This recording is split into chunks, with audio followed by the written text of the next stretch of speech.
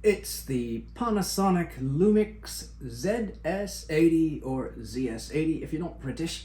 And I'm going to do a very fast review on the camera itself. It weighs about 3/4 of a pound, I believe. Has a nice thing about it. It's got the closing shutter so you don't have to deal with the lens cap.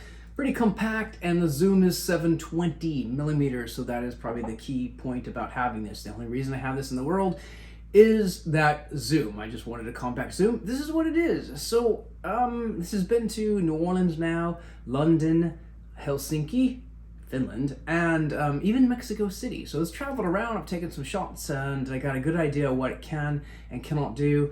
And that's what I'm going to kind of cover.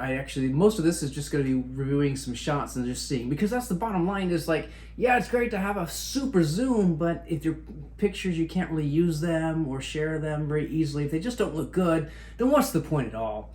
But this has replaced a DSLR Canon, like the 770D, and with a 200 millimeter lens. It was a great camera overall, but I was having trouble with the pictures. The dynamic range I just felt was lacking, and a lot of times I get home, like from the Rocky Mountains, and found, oh, I really didn't get that many good pictures, so I just thought, time to get rid of that and get something just very small. Most of my shots actually come from the iPhone. I take iPhone first, especially if it's a wide shot, but if you do need to really zoom in, that's where this comes in handy. I'll tell you right now, it's good enough, but just barely to keep. I'm keeping it, and I do have a few other uses for it, very specific uses for it, but it's okay. It's never great, but it's good enough, but just barely. But the main thing is just, let's look at some photos. Let's start off with the good stuff first. This is the shot where I think the camera really shines. The left is an iPhone.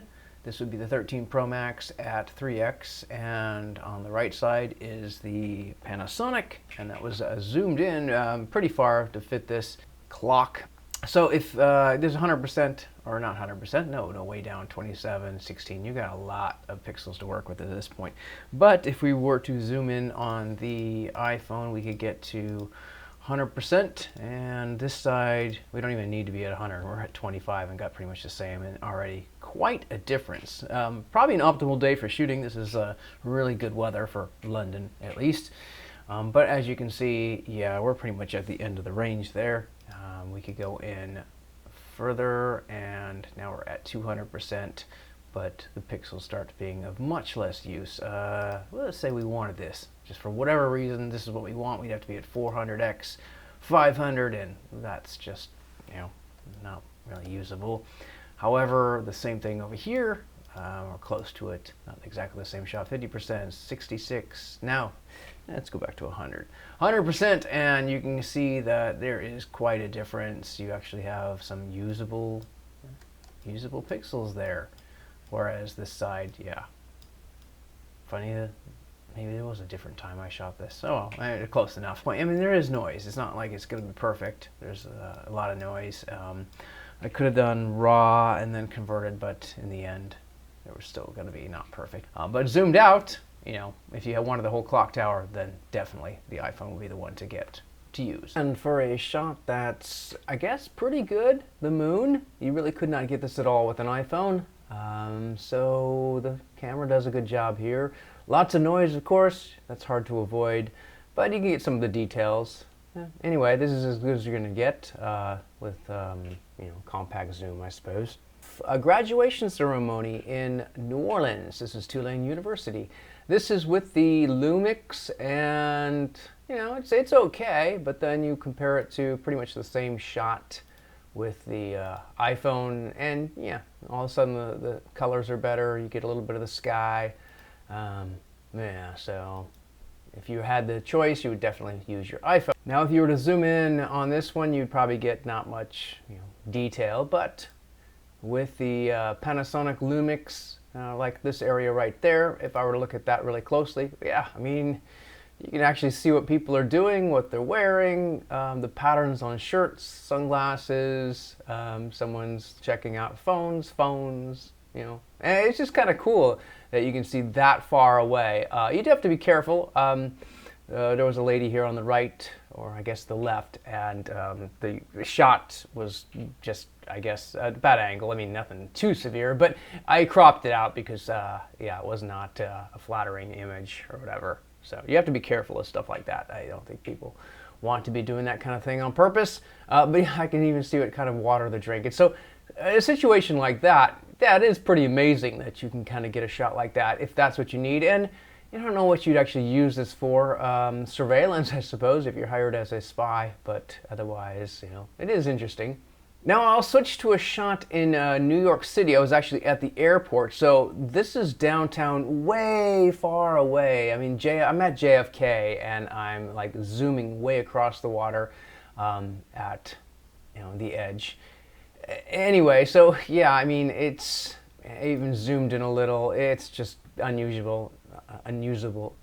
So it's pretty much unusable. We have the trees like that. I mean, there's nothing you can actually do with a shot like this. So yeah, I mean, the iPhone wouldn't get you any closer. It's just, in a situation like this, it's just too far away. Atmospheric haze plus what you're trying to get, not going to work. The light's just not strong enough. Side by side of the iPhone 13 Pro Max and the Panasonic.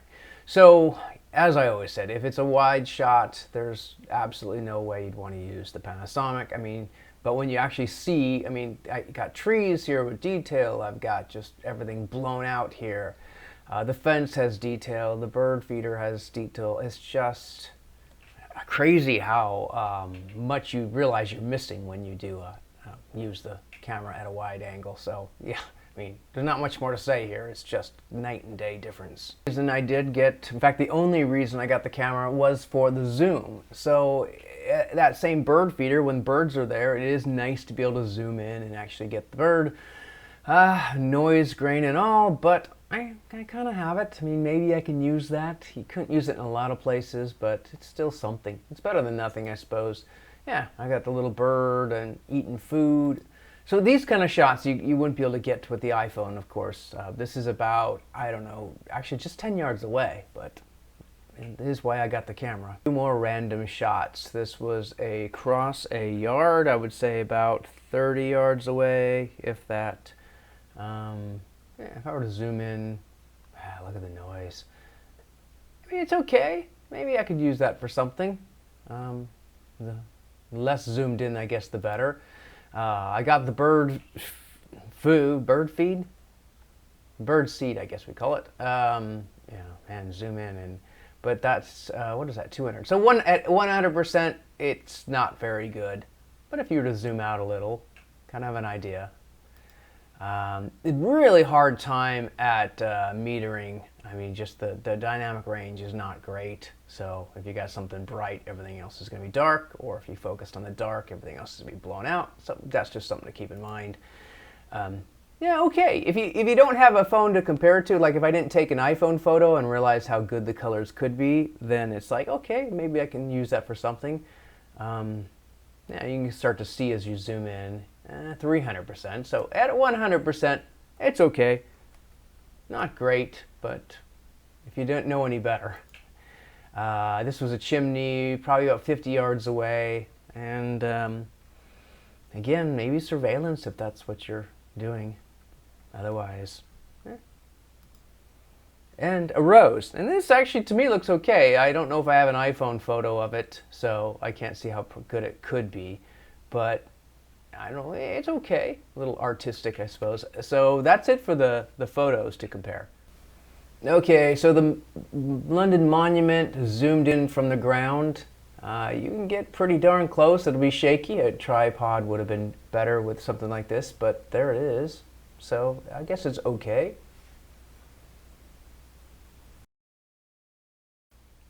Another building, and zooming in from the London Monument.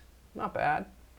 And this is the Shard. You can get so close you actually can see into rooms. And finally, Tower Bridge. And again, pretty amazing how close you get. It'll be a little shaky and the details won't be quite as strong, but it is kind of fascinating how close you can get to things with this type of a zoom. So again, it's all about the zoom.